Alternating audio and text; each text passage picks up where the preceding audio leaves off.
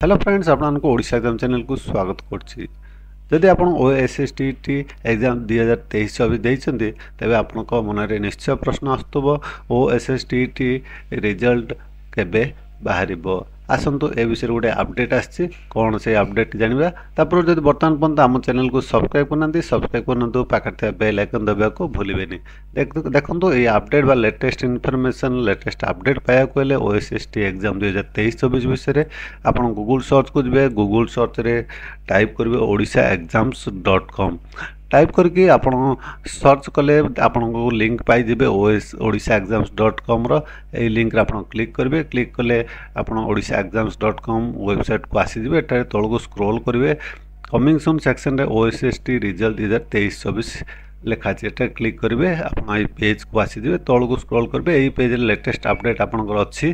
देखंतु एठारे ए अपडेट आपन को पाई जेबे ओएसएसटी फल केबे जहा कि वर्तमान प्रेम ई पेपर आजिर प्रेम ई पेपर रे आसी ए आर्टिकल टी आपण पढ़ी परिबे। देखंतु आपण को रिजल्ट जहा संभावना अछि जून मास रे ए मास रे आपण को रिजल्ट आसी जिवो। जेतले भी रिजल्ट आसीबो आपण ए पोस्ट रो तळ को स्क्रॉल करबे। स्क्रॉल करले एठारे आपण लिंक पाई जिबे ओएसएसटी रिजल्ट रो। एठारे क्लिक करके आपण रिजल्ट चेक कर परिबे। आसंतु जानिबा अपडेट टी कोन रहिछि। देखंतु ओएसएसटी टी फल केबे जनवरी 2023 जनवरी मास रे माध्यमिक शिक्षा परिषद बोर्ड पक्षर ओडिशा सेकेंडरी स्कूल शिक्षक योग्यता परीक्षा ओएसएसटी टी अनुष्ठित होइतिला। ओएमआर सीट रे होइतिबा एही परीक्षा रो मूल्यांकन प्रक्रिया दीर्घ 3 मास होला शेष होई सारतेले मध्य अद्यावधि फल प्रकाश पाई नाही। प्रश्नपत्र रो उत्तर बोर्ड वेबसाइट रे अपलोड करा जाइतिबारु खूब शीघ्र रिजल्ट प्रकाश पाइबो बोली हाई स्कूल शिक्षक चाकरी आशायी प्रार्थी माने आशा रखितिले मध्य परीक्षा फल प्रकाश पाई पारु नाही। मैट्रिक परीक्षा पूर्व ओएसएसटी होइतिला।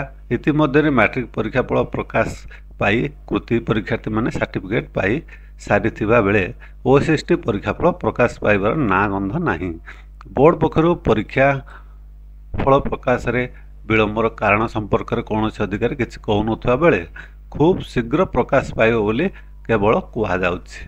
अन्य प्रकार परीक्षार शेष होबार 6 मास भितर रिजल्ट प्रकाश न करिबा दुर्भाग्यजनक बोली परीक्षार्थी माने कहिसेंती। एही भाव में गोटे आपनकर आर्टिकल टी आसी आज आपण मानकर रिजल्ट जहाँ एक्सपेक्ट करा जाउछि आपनकर रिजल्ट जून एही मास मध्य आपनकर आसीजिवो। यह थिला गोटे छोटिया अपडेट आपको निश्चय भल लगे सांग साथी मानक शेयर करिया भूलिबेनी।